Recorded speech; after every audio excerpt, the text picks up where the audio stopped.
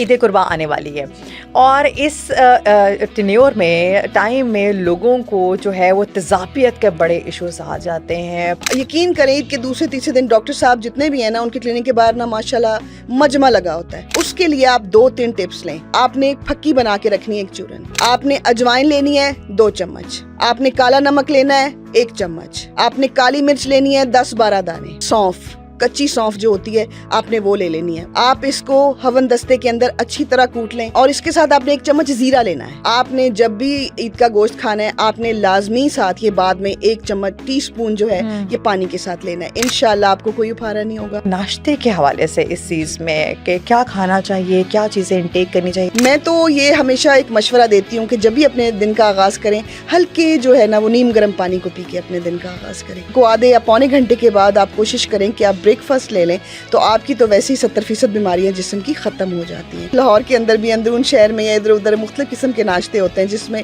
बहुत हैवी पूरियाँ होती हैं, नान होते हैं, चने खाए जाते हैं। मैं बिल्कुल भी अगेंस्ट नहीं हूँ, बिल्कुल खाएँ, इंजॉय करें। हम दुनिया में एक ही दफ़ा आए।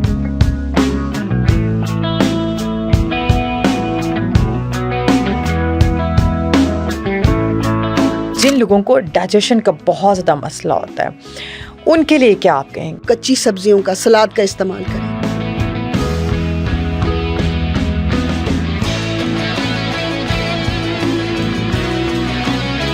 अपने खाने में दिन में कोई भी एक ऐसी चीज़ बताइए जो आप डेली रूटीन के किसी भी पार्ट में खाने से पहले या खाने के बाद आपने इस चीज़ को लास्ट में इंटेक करना। प्लीज अपने जिगर को आपने सेहतमंद रखना है, इसको ठीक करना है। फ्राइड आइटम्स नहीं लेने, कोशिश कर लें कुछ अर्सा बॉइल्ड वेजिटेबल्स ले लीजिए। आपने तेल वाली चीज़ों से मुकम्मल तौर पे परहेज करना है। कोशिश करें सब्जियां खाएं, फ्रूट खाएं, वॉक करें और अदरक का कहवा पिएं।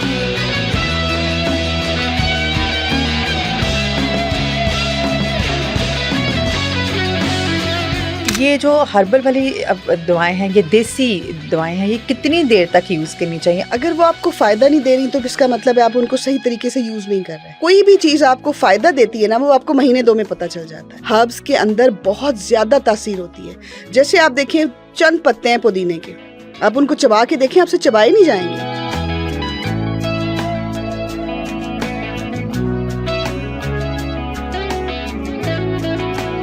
अस्सलामुअलैकुम, कैसे हैं आप सब लोग? आई होप सो कि आप सब लोग बिल्कुल ठीक होंगे, जहाँ भी रहें खुश रहें, आबाद रहें। जनाब, एक मशहूर कॉल है कि तमाम बीमारियों की जड़ आंतों से शुरू होती है। आज की इस खुसूसी गुफ्तगू में हम बात करेंगे गट हेल्थ के बारे में, यानी जिगर की सेहत के बारे में और जिस्मानी वेलनेस की, क्योंकि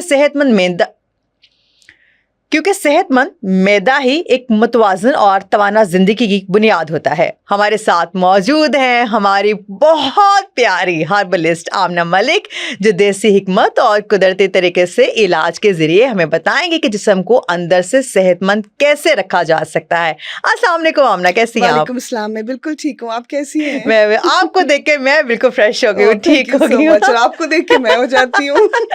आज जैसे कि हमारा टॉपिक है गट हेल्थ को लेके, सबसे पहले ये बताइएगा कि नाश्ते के हवाले से इस चीज़ में कि क्या खाना चाहिए, क्या चीज़ें इंटेक करनी चाहिए जो आपके स्टमक को, आपकी आंतों को, आपकी पूरी बॉडी जो है, क्योंकि breakfast is very important for the whole day, तो उसमें सबसे पहले नाश्ते के हवाले से बताइए आप। दिन का आगाज़ हो और अच्छा नाश्ता आपने जो करना है, उसके बाद फिर आपको कोई प्रॉब्लम नहीं रह जाता। लेकिन अगर हम दिन के शुरू होते ही अच्छा नाश्ता नहीं करेंगे तो उसके साथ हमें प्रॉब्लम्स तो होंगे। फिर हम कहते हैं कि जी हमारा पेट ख़राब हो गया, खाना देर से हज़म हुआ।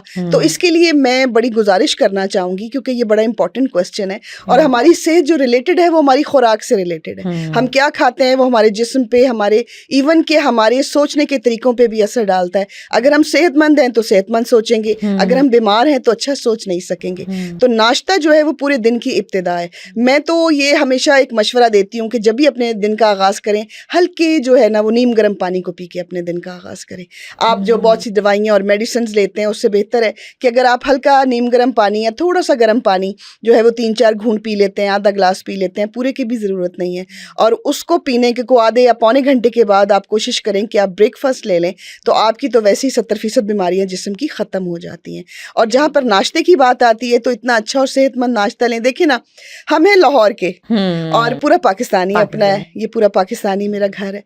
लेकिन डिफरेंट जिस तरह के इलाकों के अंदर, जैसे लाहौर के अंदर भी अंदरून शहर में या इधर उधर मुख्तलिफ किस्म के नाश्ते होते हैं जिसमें बहुत हैवी पूरियाँ होती हैं, नान होते हैं, चने खाए जाते हैं, लाहौरी खाबे खाए जाते हैं। मैं बिल्कुल भी अगेंस्ट नहीं हूँ, बिल्कुल खाएं, इंजॉय करें, हम दुनिया में एक ही दफ़ा आए, लेकिन इतने एहतियात से खाएं, इतने एहतियात से खाएं कि आपको वो खाना बाद में तकलीफ का बायस ना बने, आपके लिए रहमत बने, जहमत ना बने। आपने खाना है, हफ्ते में आप देसी घी के पराठे का इस्तेमाल करें, कोई प्रॉब्लम नहीं है। जो आपको डरा रहे हैं कि बिल्कुल भी ना खाएं, ऐसी भी कोई बात नहीं है। हाँ, अगर आपको डॉक्टर ने कुछ चीज़ों से परहेज का बोला है तो वो लाजमी करें, क्योंकि पहले डॉक्टर की एडवाइस और उसके बाद किसी और की एडवाइस। तो आपने क्या करना है? अच्छा, मैं आपको अगर नाश्ता बताना चाहूँ तो मेरा जो फेवरेट नाश्ता है ना, वो है जौ का दलिया। अच्छा। जौ का दलिया लें, या आप फ्रूट डाल सकते हैं उसके अंदर, योगर्ट के अंदर। तो ये इतना ज़बरदस्त जौ का दलिया आप बना लें, रात को बना के आप रख लें, सुबह उसको जो है वो गर्म दूध के साथ उसको थोड़ा सा गर्म कर लिया, उसमें 1 चम्मच शहद का डालें और बेहतरीन नाश्ता है। मैं अपने घर में अपनी फैमिली को ये कितने अरसे तक ये नाश्ता जो है वो सर्व करती रही हूँ। और उसके बाद अगर आपका दिल चाहे तो बॉइल्ड एग अपनी लाइफ में ज़रूर डालिए। आपने बॉइल्ड एग लेना ही लेना है, और उसके बगैर जो है आपने प्रोटीन तो ले लिया, लेकिन बॉइल्ड एग या उसमें जर्दी निकाल के? नहीं, आप उसको वैसे भी ले सकते हैं। जो है बॉइल्ड एग जो है वो ज़रूर लें। और इसके अलावा भी अगर आप कोई नाश्ता चाहते हैं तो एक बहुत प्यारी चीज़ बताती हूँ, आप फ्रूट का इस्तेमाल करें नाश्ते के अंदर, बहुत अच्छा है। और साथ अगर आप लेना चाहते हैं, कोई चाय कॉफ़ी लेना चाहते हैं, लेकिन बहुत कम मिकदार में लें। कुछ लोगों का नाश्ता जो है वो चाय के बगैर मुकम्मल नहीं होता, पराठा हो, चाय हो। देखिए, मैं इन चीज़ों के कभी भी ख़िलाफ़ नहीं होती, इसलिए शायद हमें कहा जाता है कि जी ये मतलब इतना कुछ जानते नहीं हैं, इनको क्या पता हो, ये है वो है। देखिए, आप जितना अपने आप से और इन कुदरती चीज़ों से दूर होते जाएंगे ना, उतना आप समझ लें कि आपकी डिफ़िकल्ट हो जाती है लाइफ। आप मेडिसिन के ऊपर हैं, आप ये खा रहे हैं, तो आप वो सब अफादियत अपनी क्यों नहीं लेते, अपने न्यूट्रिशन से क्यों नहीं लेते?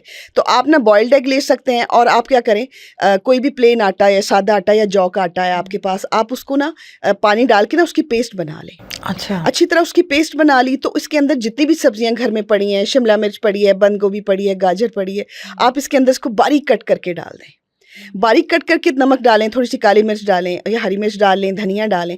तवे के ऊपर हल्का सा आप ना घी डालें और उसके ऊपर आप इसकी पेस्ट डालें, तो वो हल्का सा एक चीला बन जाएगा, एक रोटी बन जाएगी। देसी घी के साथ आपने इसको थोड़ा सा इसके ऊपर लगाना है, और वो रोटी जो आपको मज़ा देगी ना दही के साथ, मैं कहती हूँ आपको ऐसी आदत पड़ेगी, और इतनी सेहतमंद रोटी है वो। और उसके बाद आप फ्रूट्स का इस्तेमाल कर सकते हैं। और जिस तरह मैं एक बोल लेती हूँ, उसके अंदर दही ले लिया, उसके अंदर जो भी आपके पास बनाना पड़ा है, एप्पल है, तो आप वो डाल के आप उसमें ब्रेकफास्ट में यूज़ कर सकते हैं। अच्छा ब्रेकफास्ट जो आपको बिल्कुल भी कॉन्स्टिपेशन ना होने दे, जो बाद में आपको हजम होने में जो है वो प्रॉब्लम ना करे। और अगर आपको डॉक्टर ने मना किया है कि आपने ज़्यादा नान का इस्तेमाल नहीं करना, तो मैं फिर भी बता दूंगी कभी कि घर में आप अच्छा नान किस तरह बना सकती हैं। कलौंजी वाला नान बनाएं, दूसरा अपने हाथ से बनाएं। अगर कभी आपका दिल चाहे तो एक हफ्ते में एक बार आप खा सकती हैं। लेकिन अगर आप रोज़ ही अपने मैदे पे एक बोझ डालेंगे, और बोझ डालने के बाद आप फिर से सो जाएंगे और आपको काम कोई नहीं है, तो आप शुगर को दावत देंगे, स्ट्रेस को दावत देंगे, पेट बढ़ जाएगा, आपका सारा निज़ाम इंतज़ाम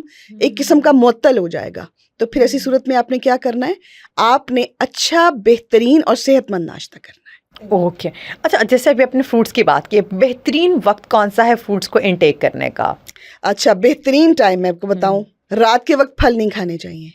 कोशिश करनी चाहिए कि रात को फ्रूट खाने से अवॉइड करें। अच्छा। इसको हजम होने में जो है ना वो थोड़ा मसला होता है, ठीक है, ये भारीपन पैदा करेगा। इसका बेहतरीन वक्त है दोपहर को भी आप ले सकते हैं, और आप सुबह नाश्ते के वक्त फ्रूट लें। क्या लें? आप बनाना ले सकती हैं, अगर आपका दिल चाहे आप एप्पल लें, आप अंगूर ले सकती हैं, और आपका जो भी, अच्छा अगर आपने अमरूद खाना है गुआवा, तो उसका टाइम है दोपहर का, आप चाट बना सकती हैं, अमरूद लें और सेब लें, और इस किस्म की चाट आप दोपहर को ले सकती हैं। रात को फल खाने से ज़रा अवॉइड करना चाहिए। अच्छा, मैदे और आंतों को बेहतर करने के लिए या उनको सेहतमंद रखने के लिए कोई मुफीद सा नुस्खा बताइए। मैदे और आंतों के लिए मैं एक बात बताऊं कि अगर आपकी आंतों में सोजिश हो गई है, सबसे पहले तो आपने अपने मालिज को दिखाना है। अच्छा। अगर आपका मालिज कहता है कि आपने इन चीज़ों से परहेज करना है, और आपने वहाँ से भी इलाज करवा लिया है और आपको कोई फ़र्क नहीं पड़ा, बहुत सारी मेडिसिन भी खा ली हैं, तो फिर अपने आप को सबसे पहले तो रिलैक्स करें। रिलैक्स करने के बाद सोचें कि आप गलती कहाँ कर रहे हैं, उसने जिन चीज़ों से मना किया, आप कहीं उनकी तरफ बार बार तो नहीं आ रहे। अपने ऊपर कंट्रोल करें। जिन चीज़ों से मना किया गया है, आंतों के अंदर सोजिश हो जाती है, इसका टेस्ट होता है, डॉक्टर को दिखाना चाहिए। और नमक मिर्च से सख्त परहेज़ करें। और अगर आपका खाना जल्दी हजम नहीं हो रहा, आपकी गट में वो भी प्रॉब्लम आ रहा है, तो आप कुछ ऐसी सब्जियां और ऐसी ग़िज़ा खा सकते हैं जैसे कि बड़ी बेहतरीन है। अगर आपके पेट में कोई मसला है या कोई इस तरह का डाइजेशन में कोई प्रॉब्लम आ रहा है, तो ये जो कद्दू मिलता है, लौकी, इसको अगर बॉयल कर लिया जाए, थोड़ा सा नमक और काली मिर्च के साथ खाया जाए, तो ये बहुत अफादियत देता है, ठंडा होता है, मैदे को ठंडा रखता है। इसी तरह आपने अगर 2-4 चीज़ों को और इस्तेमाल किया जिनकी तासीर ठंडी और आपका मैदा ठंडा हो गया है, तो किसी हद तक उस तकलीफ से बचा जा सकता है। अच्छा, अभी जैसे अभी आपने बात की है कि मतलब मैदे को लेके उसमें आप कॉन्स्टिपेशन वाली अगर हम साइड पे चले जाएं, लोगों को बहुत ज़्यादा बीमारी होती है, कॉन्स्टिपेशन यार हमें हो गई है, उसको जड़ से कैसे उखाड़ पाएंगे। बहुत लोग परेशान होते हैं, बहुत डॉक्टर्स के पास जाते हैं, बहुत मेडिसिन इनटेक करते हैं, बहुत हर्बलिस्ट के पास आते हैं, बट उनको कोई फ़ायदा नहीं होता। एक्चुअली आइडेंटिफाई ये करना होता है सबसे पहले। ये जिनको कॉन्स्टिपेशन रहती है ना, ये खुश्क मिजाज लोग होते हैं। अच्छा। और इनको अक्सर और बेशतर ये प्रॉब्लम रहता है क्योंकि उनको अपनी बॉडी टाइप पता नहीं होती, तो इसलिए उनको ये भी नहीं मालूम होता कि हमारे साथ क्यों हो रहा है। क्योंकि जो खुश्क मिजाज लोग होते हैं उनकी बॉडी और डाइजेस्टिव सिस्टम जो है ना, डाइजेस्टिव सिस्टम वो स्लो होता है, तो इसलिए उनको कब्ज़ की बार बार शिकायत होती है। अब उस सूरत में क्या करें, आप जी कोई सिरप ले लेते हैं, कुछ चीज़ और ले लेते हैं, लेकिन वो आंतों को डायरेक्ट नुकसान भी पहुंचाता है, सोजिश भी उनमें कर सकता है, लेकिन ये प्रॉब्लम नहीं जाता। तो उसके लिए एक बड़ी ज़बरदस्त चीज़ जो है ना, वो मैं आपको बताना चाहूँगी, शेयर करना चाहूँगी ऑन स्क्रीन, जिससे मेरी दुआ है कि आप सबको बहुत ज़्यादा फ़ायदा हो। कि आपने इसबगोल का जो छिलका होता है वो 2 चम्मच ले लेना, या 3 ले लें, या 1 चम्मच ले लें। 1 चम्मच आपने ले लिया। और ऐसे मरीजों के लिए भी है जिनका पेट जो है वो जो कॉन्स्टिपेशन और पेट की बीमारी से बहुत अरसे से जो तकलीफ में मुब्तला है और उनको समझ नहीं आ रहा कि हमने क्या करना है। 1 टेबल स्पून आपने इसबगोल का छिलका ले लिया, और 1 टेबल स्पून बल्कि 2 टेबल स्पून आपने अच्छा एडिबल जैतून का तेल ले लिया। अच्छा, इनको एक बोल के अंदर आपने मिक्स किया। मिक्स करने के बाद इनको मुंह में डालें, इसको खाएं बाकायदा जिस तरह खाया जाता है। आपने वो 2-3 चम्मच बन जाएगा, 1 चम्मच आपने लिया होगा, 2 चम्मच इसको खाएं। कम से कम 4-5 दिन या 6 दिन इसको खाएं। आपकी कॉन्स्टिपेशन ऐसे ख़त्म होगी जैसे कभी थी नहीं। अगर आंतों में सोजिश है वो ठीक हो जाएगी, अगर अंदर कुछ ज़ख्म है वो ठीक हो जाएगा। इसमें इतनी ज़्यादा शफा है, लेकिन अपनी बॉडी टाइप आपको पता होनी चाहिए कि आप खुश्क मिजाज हैं, तो आपको किस किस्म की खुराक खानी चाहिए कि आपको कॉन्स्टिपेशन हो ही ना। और इसको खाने के टाइमिंग्स क्या है? मतलब कोई सुबह के टाइमिंग नहीं है, या आप क्या दोपहर को खा सकते हैं, आपने खाना खा लिया उसके बाद आप खा सकते ऐसा हैं। नहीं है कि आपने निहार मुंह आपने चीज़ खानी नहीं, है? ऐसा अच्छा, कुछ नहीं ठीक है। आपने दोपहर को खाना खाया, आप उसके बाद ये खा सकते हैं। और ये इतना अनमोल नुस्खा है जो मैंने शेयर किया है। अच्छा, एक और चीज़ जो मैं शेयर करती चलूँ, बड़ी माजी के झरोकस में बड़ी गुम हो गई हुई ये चीज़ है, लेकिन मैं आज आपको बताती हूँ कि उसको दोबारा से निकाल के लाई हूँ मैं कहीं से, क्योंकि मेरे घर में अभी भी इस्तेमाल होता है। और उसको कहा जाता है गुलकंद। हाँ, गुलकंद जो है वो गुलाब की पत्तियों से बनती है, और वो बड़ी बहुत ही मुफीद है पेट के लिए और ख़ास तौर पे कब्ज़ के लिए। अगर आप इस बीमारी का शिकार हैं, अच्छी वाली गुलकंद लेके आएँ। फिर कभी मैं गुलकंद बनाने का भी तरीका बता दूंगी, आप सबके लिए आसानी हो जाएगी। गुलाब की पत्तियों से वो बनती है, और उसको आपने 1 चम्मच जो है वो गुलकंद वो दूध के साथ, नीम गर्म दूध के साथ इस्तेमाल करना है। पुरानी से पुरानी कॉन्स्टिपेशन है, तकलीफ दे है, वो उससे ख़त्म हो जाएगी। और कुछ दिनों के इस्तेमाल से, यानी कि 15-20 दिन के रेगुलर इस्तेमाल से कॉन्स्टिपेशन तो आपके करीब नहीं आएगी। ये बात तो मैं आपको बता रही हूँ इंशाल्लाह। तो आप ऐसी, अगर आपका मिजाज ऐसा है, आपको कॉन्स्टिपेशन का बार बार प्रॉब्लम हो रहा है, इन चीज़ों का इस्तेमाल करें तो इंशाल्लाह आपको शिफा होगी इंशाल्लाह। अच्छा, ईद कुर्बा आने वाली है, और इस टेन्योर में, टाइम में लोगों को जो है वो तेज़ाबियत के बड़े इश्यूज आ जाते हैं। फिर उसके बाद उनको सीने में जलन हमें हो रही है खाने के बाद, या एक तो ओवरटेक कर लेते हैं, ओवर ईटिंग कर लेते हैं बहुत ज़्यादा।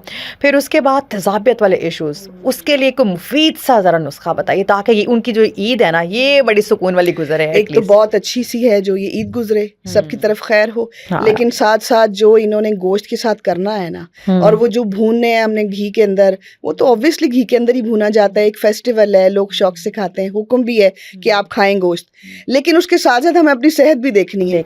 यकीन करें, ईद के दूसरे तीसरे दिन डॉक्टर साहब जितने भी हैं ना, उनके क्लिनिक के बाहर ना माशाल्लाह मजमा लगा होता है कि जी मुझे सीने में जलन हो गई। उसके लिए आप 2-3 टिप्स लें। मैंने पहले भी बताया, मैं फिर रिपीट कर रही हूँ। ईद में जितने भी दिन हैं, फौरन लिख लें, फौरन बनाएं, और उसके बाद सब खाएं ताकि कोई प्रॉब्लम ना हो। आपने एक फक्की बना के रखनी है, एक चूरन। अच्छा। आपने अजवाइन लेनी है 2 चम्मच। आपने काला नमक लेना है 1 चम्मच। आपने काली मिर्च लेनी है 10-12 दाने, ठीक है। और आपने सौंफ, कच्ची सौंफ जो होती है, आपने वो ले लेनी है, उसको भूनना नहीं है। आप इसको हवन दस्ते के अंदर अच्छी तरह कूट लें, ये आपकी बेहतरीन। और इसके साथ आपने 1 चम्मच जीरा लेना है, 1 चम्मच जीरा, 1 चम्मच सौंफ, और काला नमक है, और साथ इसके मैंने जो आपको बताया है अजवाइन। इसको आपने हम वजन ले लीजिए, नमक को थोड़ा कम कर लीजिए ताकि आपको अगर बीपी का प्रॉब्लम है तो नमक खाने से ज्यादा प्रॉब्लम ना हो जाए, ये कम कर लें। काली मिर्च भी डालनी है आपने 10-12 दाने। इस सब को आपने पीस के अपने पास एक डिबिया में महफूज कर लें। आपने जब भी ईद का गोश्त खाना है, आपने लाजमी साथ ये बाद में 1 चम्मच टीस्पून जो है ये पानी के साथ लेना है। इंशाल्लाह आपको कोई उफारा नहीं होगा, आपको कोई जो है वो दूसरा सीने की जलन नहीं होगी। और लेकिन सुबह सुबह उठ के आपने गर्म पानी का भी इस्तेमाल करना है ताकि जितनी चिकनाई आपके अंदर गई है उसको भी थोड़ा सुकून आए। बाद में तो आपको हार्ट बर्निंग होनी ही होनी है। अच्छा, फिर क्या होता है, सोडास की तरफ जाते हैं। सोडा पी लो, दस्तरखान में 7 अप सोडा इस तरह शामिल करते हैं कि जिस तरह ना सोडा आपके बाद मिलना नहीं है। क्योंकि उनके दिमाग में एक बात बैठी हुई है कि खाने को जो हजम करेगा वो सोडा हजम करेगा, खाने को ये जो चूरन मैंने बताया ये भी हजम कर लेगा। आप उसकी फिक्र मत करें, सोडे का इस्तेमाल भी कम करें। बहुत ज्यादा खाने के बाद सोडे का इस्तेमाल भी सीने में जलन का बायस बनता है, चला नहीं जाता, बैठा नहीं जाता। जो पेशेंट होते हैं वो इतने मजबूर हुए होते हैं, वो कहते हैं कि बस जलन है और कुछ भी नहीं है। खाने के बाद सॉफ्ट ड्रिंक जो है उनका इस्तेमाल बेदर्दी से किया जाता है। और दस्तरखान पे जहाँ पे आपकी गोश्त की डिश पड़ी है, अच्छा सैलेड की ट्रे भी बनती है बड़ी टिका के, और साथ ही ये जो सॉफ्ट ड्रिंक्स है वो आ जाते हैं, रंग बिरंगे हैं बड़ा। हम तो पाकिस्तानी उनका इस तरह बेदरेग इस्तेमाल करते हैं कि इसके बगैर लाइफ नहीं है। और यकीन करें मज़ा आता है, सबको ही पीने का आता है, गर्मियों में खास तौर पर। तो इसके लिए क्यों ना कोई मैं ऐसा ड्रिंक बताऊँ जो खाने के बाद आपके खाने को चुटकियों में हजम करे। और आपने लेमन वाटर बनाना है, जिसको आजकल मिंट मार्गरेटा भी कहते हैं, उसके साथ पुदीने के साथ। लेकिन आपने इसके अंदर किसी बॉटल का यूज नहीं करना। लाइक कि आपने ये जो कार्बोनेट ड्रिंक्स हैं इनका सोडा वाटर जो इनका यूज नहीं करना, सॉफ्ट ड्रिंक्स का यूज नहीं करना। आपने उसके अंदर पुदीना डालना है, आपने उसके अंदर धनिया भी डालना है। अच्छा, धनिया डालना है, पुदीना डालना है, लेमन डालना है, काला नमक डालना है, सादा नमक डालना है, और काली मिर्च डालनी है। और इसकी आपने बेहतरीन सी शिकंजबीन बना के अपने दस्तरखान पे रखनी है। जब आपने खाना खा लिया, पेट भर के गोश्त खा लिया, इसका 1 गिलास पीना है ठंडा। और कोशिश करनी है कि उसके बाद आपने फौरन लेटना नहीं है जाके, क्योंकि कुर्बानी करके सब थके होते हैं। आपने कम से कम आधा पौना घंटा बैठना है और खाने के फौरन बाद। अच्छा, आज मैं आपको ये भी बता देती हूँ कि आपके सीने में जलन क्यों होती है। खाने के फौरन बाद चाय का इस्तेमाल नहीं करना। इधर खाना पेट में, उधर कहते हैं चाय रख दो, 10 मिनट बाद चाय आती। कम से कम 1.5 घंटे के बाद आपने चाय का इस्तेमाल करना है। और उस वक्त आपने करना है कि जब आपको लगे कि अब हम एक्टिव हैं। सोने की पोजीशन में तो चाय का इस्तेमाल ना करें। छोटी छोटी टिप्स बता रही हूँ, इनको इस्तेमाल करके आप बहुत बड़ी बीमारियों से भी बच सकते हैं। अपना लाइफस्टाइल चेंज करें। अच्छा, जिन लोगों को डाइजेशन का बहुत ज़्यादा मसला होता है उनके लिए क्या आप कहेंगे? उनको वो कैसे अपने लाइफस्टाइल को बेहतर करें ताकि उनको जो डाइजेशन है वो उसमें प्रॉब्लम ना हो? मैं एक मशवरा हमेशा देती हूँ कि अगर आपको डाइजेशन का प्रॉब्लम है ना, एक तो आप छोटा मोटा ये चूरन वगैरह जो है इसका इस्तेमाल कर सकते हैं। लेकिन अगर आपको मना है, आपने तेज़ नमक या इस तरह की चीज़ नहीं लेनी, तो प्लीज़ आप कच्ची सब्जियों का, सलाद का इस्तेमाल करें। आपने फॉर एग्जाम्पल खाना साथ रख लिया आपने, ठीक है, खाना साथ रख लिया तो साथ उसके आप कम से कम 2 खीरे रखें। अच्छा, खीरा खाएं, सलाद के पत्ते खाएं, छोटा छोटा जो मिक्स सैलेड बना होता है। आजकल लाल मूली बहुत प्यारी आई हुई है, आप देखिए सलाद के पत्ते, उफ, देख के दिल खुश हो जाता है। उसका इस्तेमाल करें। जब आप हाफ प्लेट अच्छी तरह ये सब्जियां खा लेते हैं ना, उसके बाद आप 1 चपाती खाएं। आपने कभी भी जिंदगी में अगर बचना है गैस से, बचना है तेजाबियत से, आपने खाने से पहले पानी पीना है, खाने के आपने दरमियान में पानी नहीं पीना और आखिर में पानी नहीं पीना। खाने से आधा घंटा पहले आप पानी पिएंगे। अगर बहुत ज़्यादा प्यास लगी है या मिर्चों वाला कुछ खा लिया है तो दरमियान में आप थोड़ा सा पिएंगे, आखिर में आप पानी नहीं पिएंगे। खाना खाने के तकरीबन 1 घंटे बाद पानी पिएंगे। वो सब लोग जैसे मेरी तरह के लोग हैं, उनको खाने के फ़ौरन बाद पानी पीना है, प्यास लगती है ताकि आपका तो वो खाना भी, कभी कभार ऐसा होता है कि आपका जो गला भी साफ़ हो जाता है, आपका वो सारी चीज़ें भी सारी साफ मतलब हो जाती हैं। उसके लिए आप बताएं। गैस की सबसे बड़ी वजह तेजाबियत की, खाने के बाद पानी पीना। क्यों हमारे दीन में मना किया गया है? कि आपने खाने के बाद पानी नहीं पीना। अगर हम छोटी-छोटी चीज़ों को देखते हैं तो हम कुछ भी नहीं है। इतना नॉलेज है हमारे इर्द-गिर्द, हम कम से कम अपनी ज़िंदगी, दूसरों की छोड़ें, अपनी ज़िंदगी को सीधा रखने के लिए तो इन फ़ॉर्मूलाज़ पे अमल कर सकते हैं ना। आप ये करके देखें, अगर आपको ब्लॉटिंग का और गैस का प्रॉब्लम रहता है, खाना खा लिया, पेट फूलता जा रहा है, अब इसके लिए क्या करें? इसके लिए आप सिंपली कुछ ना करें, आप पानी जो है ना वो देखें कि आपने कब पीना है और कब नहीं पीना। पानी को भी पीने के आप बिल्कुल पिएँ। एक्स्ट्राऑर्डिनरी बहुत ज़्यादा पानी जो है उसका भी इस्तेमाल जो है वो बॉडी के लिए ठीक नहीं है। पानी पिएं, पानी तो वो चीज़ है जिसके बगैर जिंदा रहा ही नहीं जा सकता। हमारे जिस्म में ज़्यादातर पानी ही मौजूद है, इसलिए आपने उसका इंटेक अच्छा रखना है। अच्छा, मैंने देखा कि मुझे कुछ लोगों ने बोला कि हम ना खाना तो खा लेते हैं, उसके बाद ना फिर दिल नहीं चाहता चलने को, फिरने को दिल चाहता है, लेजीनेस हो जाती है। मेरे लिए अगर मुझे ऐसा होना कि मेरी बस खड़ा भी नहीं हुआ जा रहा, इस वक्त तो ऐसा होता नहीं है, कि फिर भी मैं कहती हूँ कम से कम 41 कदम, 41 कदम तो लाजमी चलना है। सीढ़ियाँ हैं वो उतर चढ़ लें, बाहर निकलें, थोड़ी सी चहलकदमी खाने के बाद करें, ना तो आपको ब्लॉटिंग होगी, ना कोई गैस होगी, कोई प्रॉब्लम नहीं होगा। और ये थोड़ी सी अगर आप कोई नेचुरल सी कोई चूरन बना के रखते हैं तो इससे भी बहुत अफादियत होगी। अच्छा, ये जो आपने अभी टूटका बताया है, वॉक करने वाला 41 स्टेप्स आपने लेने हैं, ये रात के खाने के बाद आपने करने हैं या मॉर्निंग के, मतलब ब्रेकफास्ट के बाद? ये रात की मैं बात कर रही हूँ कि आपने सोने से पहले 41 कदम चलना है। ओके। आपने रात का खाना खाते ही नहीं लेटना। ब्रेकफास्ट के बाद तो आपने 100 काम करने हैं। दोपहर को तो आपने, हाँ, एक रिवाज होता था दोपहर को कैलूला करने का, वो एक अच्छा तरीका था। खाने के फौरन बाद नहीं, लेकिन आधे पौने घंटे के बाद कोई 25-30 मिनट के लिए लेटा जाता था। अब वो भी नहीं करते। वो अपने जिस्म को आप रेस्ट दे रहे हैं, अपने मैदे को आप रेस्ट दे रहे हैं। अब आप मैदे को रेस्ट ही नहीं देते। अब इसके अंदर आप डालते हैं, बॉटल्स डालते हैं, काली है, पीली है, जो भी है, और जो भी हम नेचुरल ड्रिंक बना रहे हैं उसमें हम सोडे का इस्तेमाल कर रहे हैं, उसके अंदर हम उन बोतलों का इस्तेमाल कर रहे हैं, ड्रिंक्स का इस्तेमाल कर रहे हैं आर्टिफिशियल। तो आप पीच ड्रिंक बनाएं, इतना हाजमा है, काली मिर्च, काला नमक और सादा नमक और पीच लेके उसको ग्राइंड कर लें, जो पीच का फ्रूट होता है, और उसके बाद उसको उसकी स्मूदी बना के पिए और थोड़ा सा लेमन स्क्वीज करें। ऐसे लगता है कि जैसे पता नहीं, बहुत ही मजे का। तो आपको जरूरत नहीं है अब बच्चों को भी इतने ज्यादा ये बॉटल्स वगैरह देने की, तो इससे बहुत फर्क पड़ता है। अच्छा, अब आते हैं बैड ब्रेथ की तरफ, यानी कि मुंह से जो स्मेल आती है, और वो अक्सर कहा जाता है कि ये आपके जो मैदा जब ख़राब होता है, जब स्टमक आपका जब ख़राब होता है, उसकी वजह से होते हैं।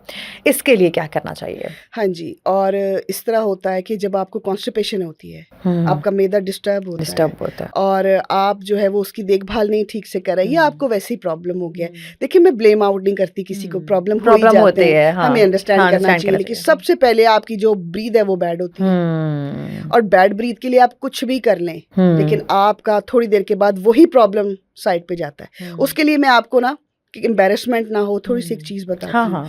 आपने ना खुश्क पुदीना ले लेना है, पाउडर मिलता है, घर में बना ले। अच्छा। एक दिन आपने उसको शेल्फ पे छोड़ा, अगले दिन वो पाउडर ही है, वो बिल्कुल ड्राई हो जाता है। आपको पता है शेल्फ लाइफ नहीं है पुदीना की। फ्रिज में रख देंगे तो 2-3 दिन है, शेल्फ लाइफ नहीं है। मैंने तो बहुत बड़ा जार भर के रखा हुआ है, वो रायते में भी डल जाता है, वो और चीजों में भी, फ्रेश नहीं मिल रहा तो वो यूज कर लें। आपने ना इतने सा वो पाउडर बना लेना है, ठीक है। पाउडर के अंदर आपने सौंफ का पाउडर डाल लेना है, थोड़ी सी मिश्री डाल लें, बाजार से मिलती है पीस के।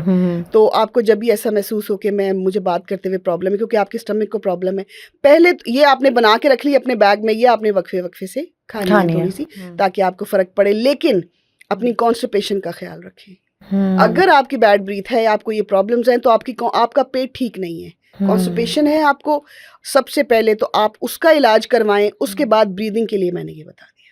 अच्छा अमना जी, जो जिगर के अगर हवाले से बात की जाए, हमारी बॉडी का मेजर ऑर्गन जिसको समझा जाता है और मेजर ऑर्गन है, इसमें जो हर दूसरे बंदे को जिगर की बीमारी है, रीज़न के नाकिस खुराक है या हमारी अपनी ही कुछ ऐसी चीज़ें हम लोग डेली इंटेक कर लेते हैं, हमें पता नहीं होता, अनकॉन्शियसली कॉन्शियसली, कि वो हमें बाद में साइड इफ़ेक्ट्स इतने बुरे तरीके से पता चलते हैं कि हम कहते हैं कि इतनी उम्र में है। पाकिस्तान में हर दूसरा या तीसरा बंदा फैटी लीवर का शिकार है, और फैटी लीवर जो है वो जंक फूड का इस्तेमाल, आम और सादा ग़िज़ाएं नहीं खाना। अब देखिए ना, पिछले दौर में कितने हसीन दौर थे कि लोग सादा खाना खाते थे, साथ चटनियाँ इस्तेमाल करते थे, अदरक की, लहसुन की, धनिए की, पुदीने की, मिनटों में खाना हजम, और वो सादी जो है वो रोटी का इस्तेमाल करते थे, गंदम की।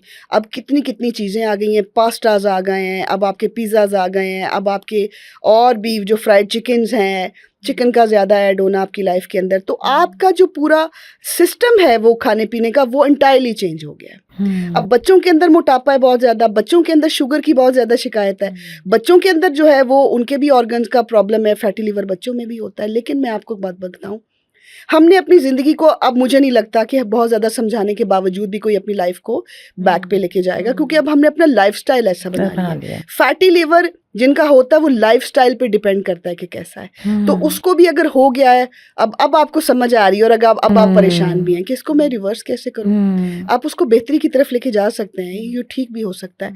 अच्छा, बीट रूट जो होता है ना, वो एक सुपर फूड है, और बीट रूट में इतनी ज़्यादा अफादियत रखी है अल्लाह पाक की ज़ात ने कि जिगर को साफ़ करता है। अच्छा। अभी मैं आपको एक शॉर्ट बताऊंगी, जिन जिन को फैटी लिवर है या जिन जिन्होंने अपने लिवर को जो है वो क्लीन करना है, साफ़ करना है, क्योंकि जिगर खून बनाता है। और अगर आपको के चेहरे के ऊपर डलनेस है, रंग काला हो रहा है, दाने निकल रहे हैं, इसका मतलब है कि आपका जिगर आपको जो है वो इशारे दे रहा है कि मैं ठीक काम नहीं कर रहा, जो भी कर रहे हो रोक दो और मुझे कुछ ज़रूरत है कुछ सप्लीमेंट्स की ताकि मैं साफ़ हो जाऊं।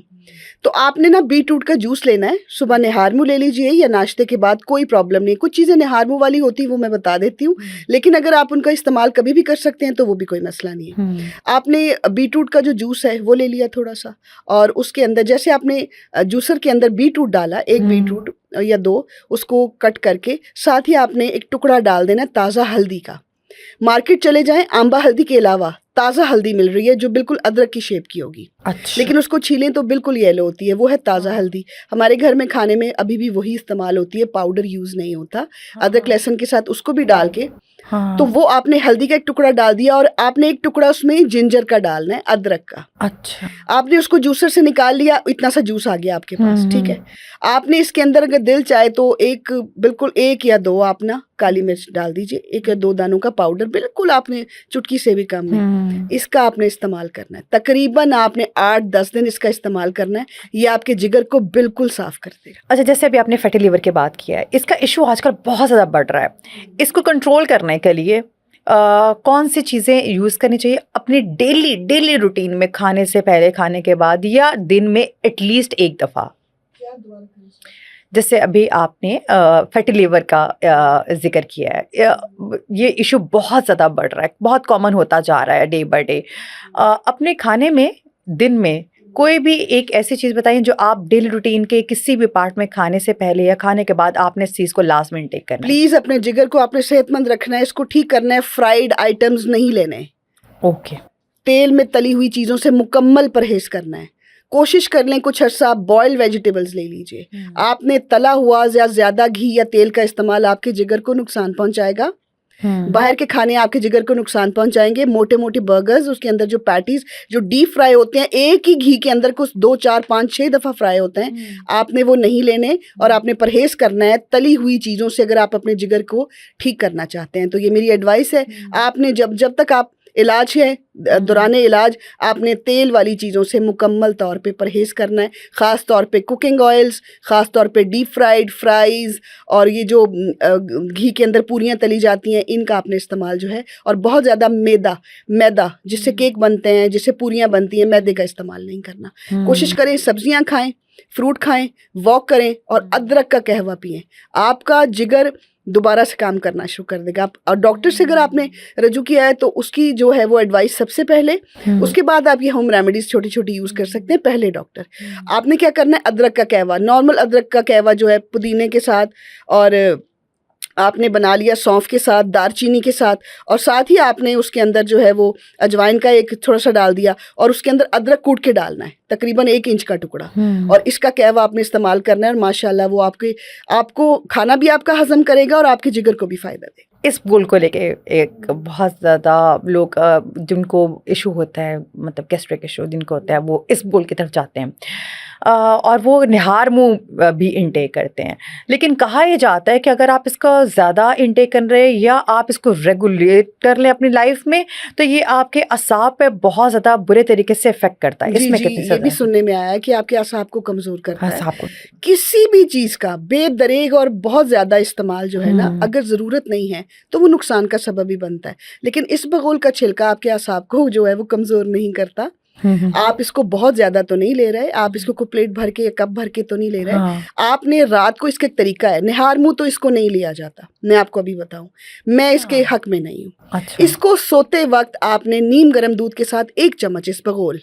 अच्छा, अगर आपको ज़्यादा प्रॉब्लम है तो आप इसको ले सकते हैं, तकरीबन कोई रोज़ भी ले सकते हैं। अगर ज़्यादा प्रॉब्लम नहीं है तो एक दिन छोड़ के एक दिन, लेकिन अगर आप रोज़ 1 चाय का चम्मच इस पर वो ले रहे हैं ना, तो वो फ़ायदा ही देगा आपकी बॉडी को। वो फाइबर्स हैं वो जाएंगे, आपकी कॉन्स्टिपेशन खुलेगी, आपके अंदर जो थकावट हो रही है सब कुछ है। लेकिन मसल्स का इससे कमज़ोर होना, ऐसी कोई चीज़ मेरे तो इल्म में नहीं आई। लेकिन हो सकता है कि आपने सालों के साल किसी चीज़ का इस्तेमाल किया हो, फिर जिस्म उसका आदी हो जाता है। हाँ, तो आप एक दफ़ा फिर ये देखें कि आपके असाब किसी और चीज़ से तो नहीं कमज़ोर हो रहे। तो ये भी चीज़ों को देख के इस्तेमाल करना पड़ता है। चलो।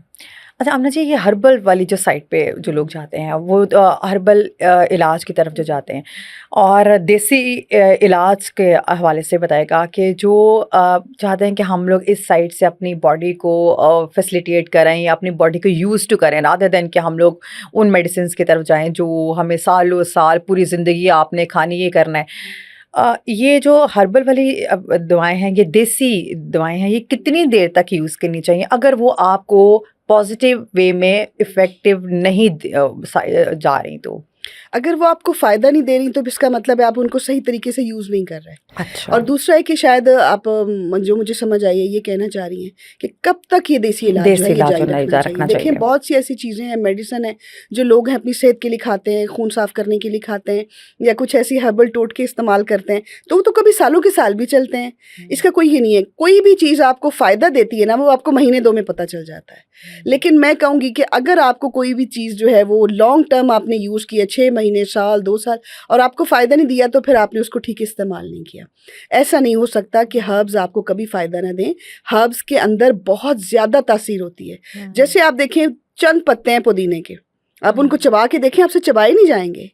इतना ज़्यादा मेंथोल यूज़ होगा आपको, फील होगा आपको कि आप कहेंगे कि मेरा मुंह एकदम से ठंडा हो गया है। सौंफ को आप खा के देख लें इतनी सी, आपका मुंह ठंडा हो जाएगा। तो ऐसा हो नहीं सकता। इन चीज़ों को इस्तेमाल करने का भी तरीका होता है। आप कंसल्ट करें, आपको जो भी प्रॉब्लम है, जो भी मसला है। अब देखें ना, थोड़ा सा चूरन बना के देते हैं, ये को फकी बनाते हैं तो वो लोग वो ईजिली यूज़ करते हैं और उनको फ़र्क पड़ता है। जिन्होंने बहुत अरसा निहार मुँह मैदे की गोलियाँ खाई होती हैं चीज़ें, वो आहिस्ता आहिस्ता अगर इस पर कन्वर्ट होते हैं कि हम उसको छोड़ते हैं, तेज़ाबियत के लिए ये चीज़ें इस्तेमाल करते हैं, तो वो एक जगह से दूसरी जगह कन्वर्ट होने में भी थोड़ा सा टाइम लगता है। तो वो एडजस्टमेंट में भी। लेकिन अगर आपको 2 साल वो चीज़ फ़ायदा नहीं दे रही तो या तो वो चीज़ खालिस नहीं है या आपको आपका इस्तेमाल करने का तरीका इतना अच्छा नहीं है कि आपको फौरी तौर पे फ़र्क पड़े। आपने अपना आंखें खोल के और जहन खोल के इस चीज़ का भी मुआवजा करना है कि आप जो इस्तेमाल करें उसका तरीक़ाकार क्या है।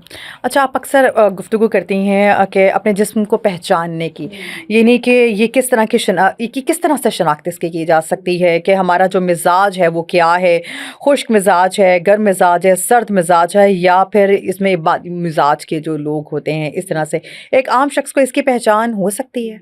बिल्कुल हो सकती है और बड़ा ज़बरदस्त आपका ये क्वेश्चन है। उसके लिए मैं ये कहूँगी कि सबसे पहले खुद आगाही, अपनी आप की शनाख्त आपको होगी तो आपको ये क्वेश्चन किसी से बार बार नहीं पूछना पड़ेगा कि तुम्हें ये चीज़ सूट कर गई है, मुझे ये चीज़ सूट नहीं कर रही, तो ये चीज़ अच्छी नहीं है। एक्चुअली आप अपने मिजाज को नहीं जानते, इसलिए आपने चीज़ पे कसूर डाल दिया कि चीज़ अच्छी नहीं है। चीज़ अच्छी ही है, लेकिन आपको आज मैं अपने आप को से आगाह होने का एक तरीका बताती हूँ जो कि बड़ा ज़बरदस्त है। हमारे जिस्म के 3 मिजाज ले लीजिए, ये 3 मौसम मैं कहती हूँ हमेशा। उसमें है सर्द मिजाज, गर्म मिजाज और खुश्क मिजाज। सर्द मिजाज वो होता है जिसमें अगर आपके हाथ पांव ठंडे रहते हैं, ठीक है, अगर आपको सर्दी लगती है, अगर आप सुस्त और काहिल हैं, आपको नींद बहुत ज्यादा आती है, और अगर आपको कॉन्स्टिपेशन का प्रॉब्लम रहता है तो आप सर्द मिजाज हैं। अगर आपके हाथ पांव गर्म रहते हैं, तलवों में आपके आग लगती है, और उसके बाद आपको जहां बैठे स्वेटिंग बहुत ज्यादा हो रही है, और उसके बाद आपको गुस्सा बहुत जल्दी आता है, आपको नींद नहीं आती, बेख्वाबी की शिकायत है, तो आप गर्म मिजाज हैं। सर्द मिजाज, गर्म मिजाज, और उसके बाद हम आ जाते हैं सर्द गर्म के बाद खुश्क मिजाज पे आ जाते हैं। खुश्क मिजाज क्या होंगे? वो सुस्त होंगे, स्किन पे खारिश होती रहेगी, स्किन डिहाइड्रेट लगेगी, हर वक्त प्यास प्यास करेंगे, लेकिन पानी ज्यादा नहीं पी सकेंगे। प्यास लगेगी, ज्यादा पानी नहीं पी सकेंगे, नकाहत होगी, नींद इनको भी बहुत ज्यादा आएगी, और जैसी सर्दियां शुरू होंगी मुख्तलिफ बीमारियां इन पे हमला करती हैं। जुकाम हो गया, फ्लू हो गया, उसके बाद सुस्ती, और इनको भी कॉन्स्टिपेशन का बहुत ज्यादा मसला रहता है, अच्छा। बल्कि अक्सर और बेशतर इनको मैदे के मसाइल रहते हैं। ठीक है, और ये 3 हैं। अगर आप मिसाल के तौर पे आप हैं गर्म मिजाज के और आपने बेसन का इस्तेमाल कर लिया बहुत ज़्यादा, या आप गर्म मिजाज के हैं और आपने ज़ीरे की तासीर गर्म होती है, उसके अलावा हल्दी की तासीर गर्म होती है, आपने कुछ हद तक कुछ ज़्यादा इस्तेमाल कर लिया, गोश्त का ज़्यादा, आप गर्म मिजाज और बहुत ज़्यादा गोश्त का इस्तेमाल कर रहे हैं, आपको नुकसान देगा। आपने ठंडी चीज़ों की तरफ जाना है, आपने सब्जियां खानी है, जबर करें अपने ऊपर, पसंद भी है तो भी खानी है, टिंडे खाने हैं, तोरी खानी है, ठंडा अनारदाना है वो खाना है, फल खाने हैं, ये आपकी खुराक है। खुश्क वाले क्या करेंगे, वो तरबूज लेंगे, खरबूजा लेंगे, इनमें पानी है, तुखमलंगा लेंगे, ठीक है, चहलकदमी करेंगे खुश्क मिजाज वाले, और ये अपने आप को हमेशा अपने हाथों पैरों को क्रीम लगा के रखेंगे और पानी की बोतल पास रखेंगे, तो ये हाइड्रेट रहेंगे। जैसे लड़कियां आके बोलती हैं, देखिए सबकी स्किन फ्रेश है, मेरी देखें सूखी और मुरझाई हुई, तो आप खुश्क मिजाज हैं, आपको नहीं मालूम कि आप खुश्क मिजाज हैं, आपको बेसन सूट नहीं करेगा, वो फ्लेक्स बना देगा आपकी स्किन के ऊपर। आपने खुश्क मिजाज वालों ने जब भी कोई इस्तेमाल करना है, बादाम रोगन, उससे मसाज करना है फेस का। खाना क्या है, ऑलिव ऑयल का चमचा भर के उसमें कंज्यूम कर लें। नट्स खाने हैं जिनके अंदर से ऑयल रिलीज हो। और उसके बाद ये आ जाते हैं जो ठंडे मिजाज के लोग जो आ जाते हैं, एक बादी मिजाज के लोग भी, सर्द मिजाज के लोग आ जाते हैं, वो तो ऑलरेडी सर्द हैं, वो ऑलरेडी सर्द हैं, उनको अब हम ठंडी चीज़ें क्यों दें। तुख्मे बालंगा उनके लिए नहीं है, तरबूज खरबूजा उनके लिए नहीं है, इनको गोश्त चाहिए, प्रोटीन चाहिए, इनको उबले हुए अंडे चाहिए, क्योंकि इनके हाथ पांव ठंडे होते रहते हैं। तो ये 3 मिजाज मैंने आपको बताया। उसके बाद आप आ जाएं, एक बादी मिजाज भी होता है। अच्छा, ये तीनों मिजाज बॉडी के लिए जरूरी है, ये भी मैं बताऊं।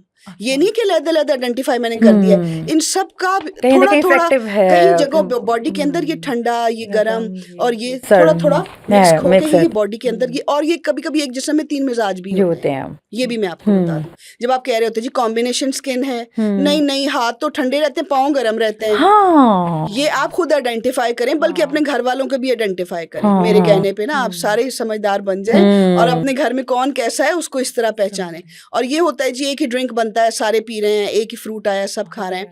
फल बहुत अच्छे हैं, जो खुश्क मिजाज लोग होते हैं उनको फल खाने चाहिए, तरबूज है, खरबूजा है, पानी वाला फल जो है उसको इनटेक करना चाहिए। अच्छा, बादी जो लोग होते हैं उनके जिस्म में बहुत जल्दी गैसेस बनना शुरू हो जाती हैं। अच्छा, उनको क्या होता है फिर, ये दर्द बढ़ जाते हैं। वो जगह जगह नहीं लिखा होता कि बादी का इलाज यहाँ हो जाता है, बहुत ज़्यादा री की दर्द होती है, इसी तरह ये चीज़ें हैं। तो वो अपने जिस्म में स्टोर हो जाती हैं जगह जगह पे। सबसे पहले जॉइंट्स पे हमला करती हैं। आपके घुटनों की तकलीफ होगी, आपके एल्बोज में तकलीफ होगी।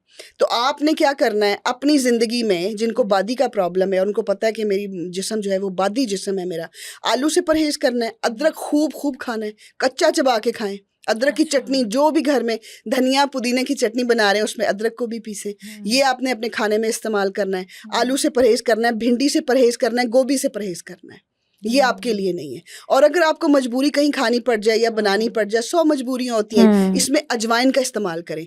और बादी वाले लोग अदरक और अजवाइन के कहवे को अपनी ज़िंदगी का हिस्सा बना लें, आपको 80% रिलीफ मिलेगा, जो आपको दवाइयों से भी नहीं मिला।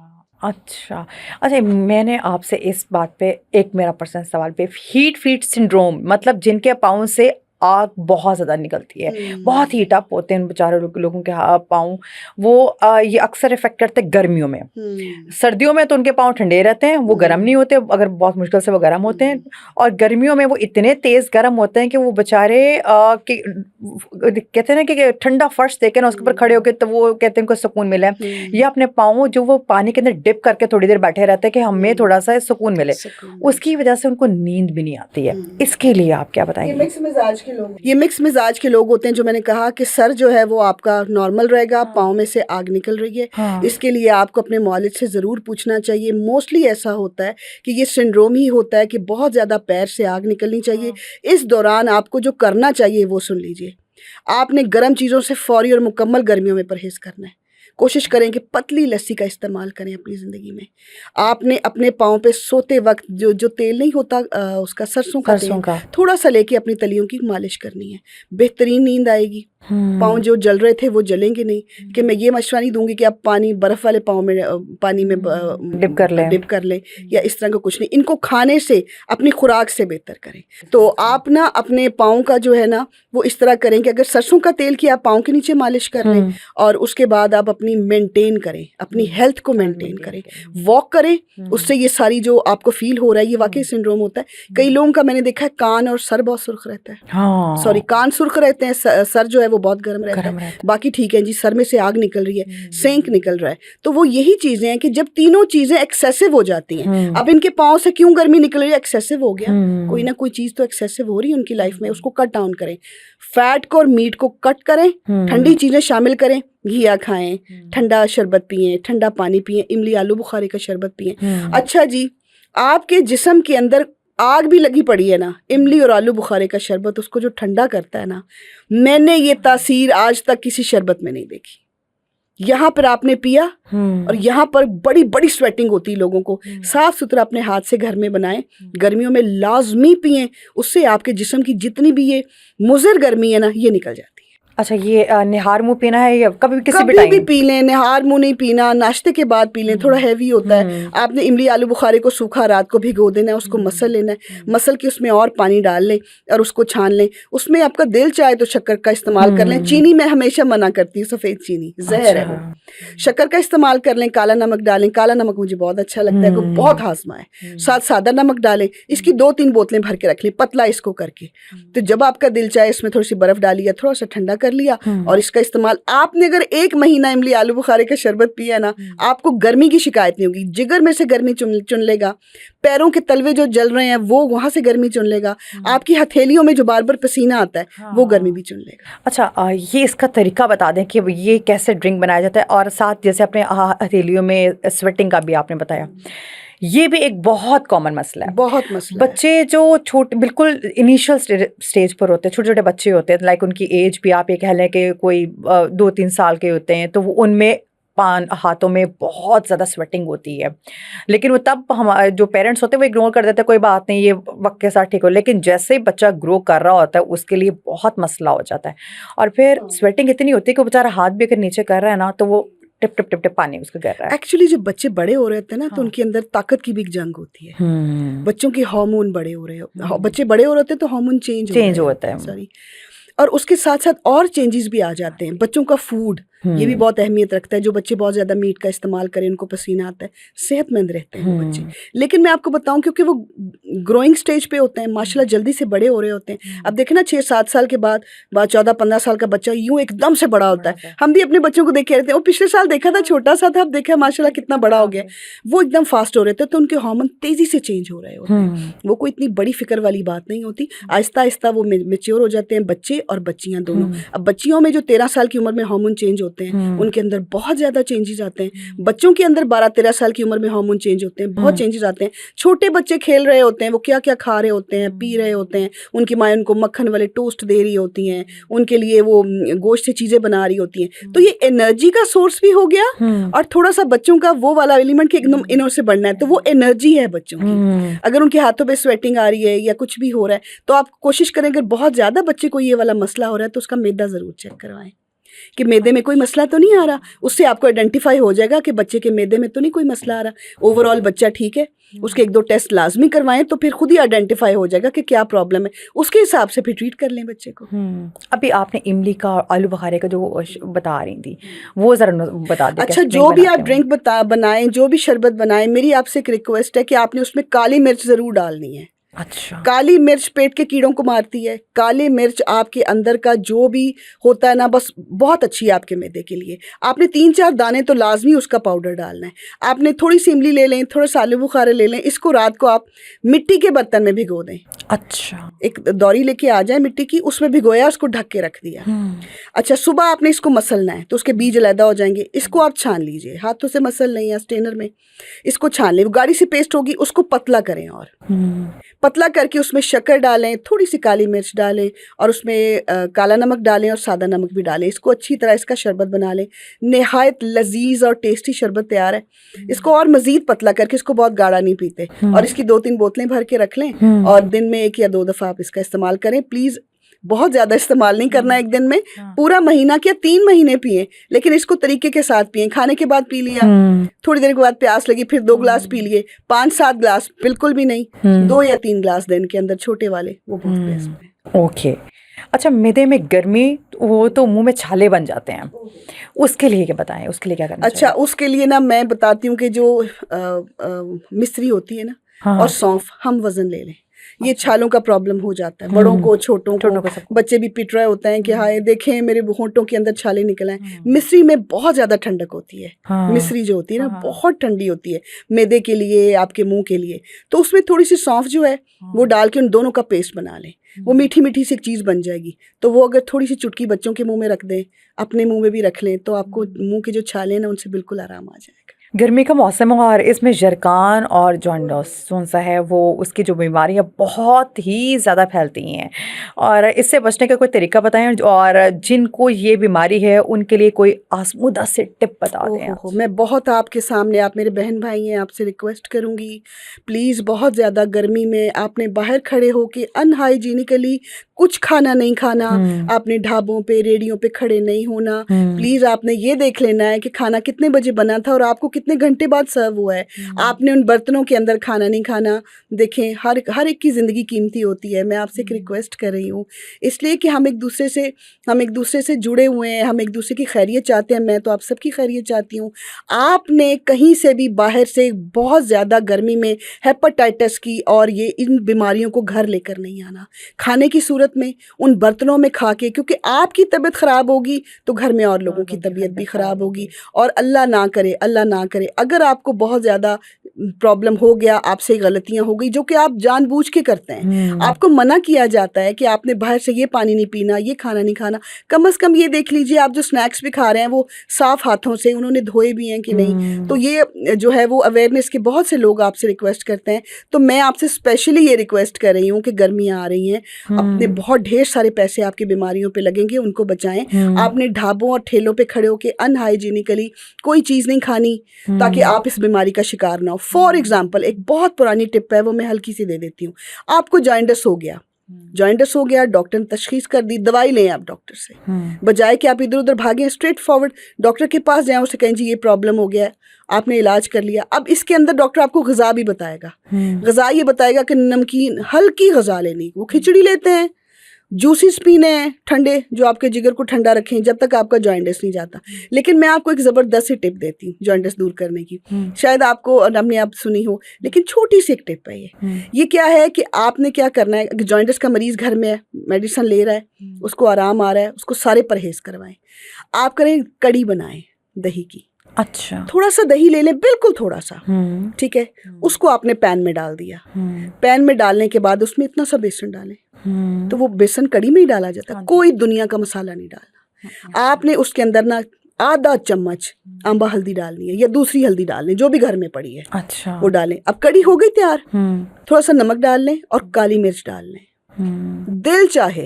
दिल चाहे कि मरीज ने खाना नहीं है तो अदरक लहसुन की पेस्ट भी डाल दें, या ऐसा करें पैन के अंदर थोड़ा सा देसी घी, क्योंकि घी नहीं देते उसमें जॉइंटिस में, घी के 1 चम्मच देसी घी से कुछ नहीं होता। उसमें अदरक लहसुन की पेस्ट डालें, थोड़ी सी हरी मिर्च डालें, थोड़ा सा टमाटर डालें। अब ये मुकम्मल कड़ी बता दी भाई मैंने, फिर ना कहना कि ये वाली तो खाई नहीं जानी। बिल्कुल एक पैन के अंदर 1 प्लेट बनानी है या 2 प्लेटें बना लें, कोई बात नहीं। इसको आपने ना चम्मच से हिलाना है मसाले को, और उसके अंदर आपने वो डाल देना है जो आपने बेसन का और दही का घोल बना के रखा है, वो डाल दीजिए, हल्दी डाल दें, इसको पकने दें। मरीज को आप 3-4 दिन ना एक टाइम सजाई समझें उसकी, लेकिन उसको मज़ा बहुत आएगा खा के। ये एक टिप है, टिप दे रही हूँ मैं कि आपने अगर जॉइंटिस के अंदर थोड़ी सी कड़ी का इस्तेमाल किया ना, आपको जॉइंटिस जल्दी। अच्छा, ये फ्रेश आपने बना के खाने क्या फ्रिज में रख देंगे? ठीक है, आपने इतनी देर कोई बात नहीं, आप रख भी सकते हैं फ्रिज में, कितने 2 दिन के लिए, रोज ताजी बना लें, इतनी सी बन जाएगी। तो आप कड़ी, क्योंकि दही के अंदर हल्दी होगी, थोड़ा सा बेसन होगा, उसको भी अच्छा लगेगा खा के। तो मैंने ये उसको मैंने आजमाते हुए देखा है लोगों को कि लोग जब अपने जॉइंटिस के अंदर ये थोड़ी सी कड़ी का इस्तेमाल करते हैं ना, तो उनका जॉइंटिस जल्दी ठीक हो जाए। अच्छा, एक आखिरी सवाल, जैसे गर्मी का मौसम है, इसमें हैज़े की बीमारी तो बहुत ज़्यादा होती है, और वो क्या रीज़न क्या आ रही भाई? आपने तरबूज के ऊपर पानी पी लिया, खरबूजे के ऊपर पानी पी लिया, इसके लिए एक आजमूदा सा नुस्खा बताएं। अच्छा जी, आप मुझे बताएं कि खरबूजे में कितना ज़्यादा पानी होता है, हाँ। और आपकी बॉडी भी पानी से भरी पानी हुई से है। भरी हुई है। तरबूज में कितना ज़्यादा पानी होता है, आपकी बॉडी भी पानी से भरी हुई है। अब जो गलती करते हैं, हम्म। मुझसे ये पूछते हैं कि तरबूज के ऊपर से पानी पिया हैजा हो जाता है। क्यों नहीं होता भाई?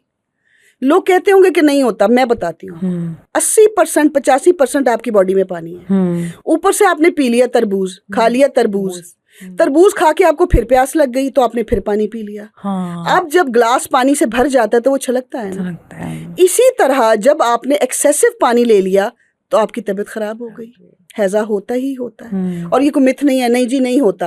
एक्सेसिव पानी हो जाता है भाई, तबीयत खराब हो जाती है। बहुत ज्यादा एहतियात करें। गर्मी में धूप में रखा हुआ फल ना खरीदें, तरबूज को कट ना लगवाएं, खरबूजा भी छाँव का फल खरीदें, कभी धूप का फल ना खरीदें। उसको लाएं, ठंडा करें, उस वक्त खाएं जब आपको लगे प्यास लगी है तो तरबूज खा लें। तरबूज खा के पानी बिल्कुल मत पिएं, खरबूजा भी बिल्कुल मत पिएं। और अगर अल्लाह ना करे आपको हैजे की शिकायत हो जाती है, डॉक्टर से अपने रुजू करें। और वही सादा सिंपल अपना तरीका, गर्मियों में हैवी खाने, तड़के वाली चीज़ें, रोस्ट, भुने गोश्त, इन चीज़ों से बिल्कुल आपने परहेज़ करना है।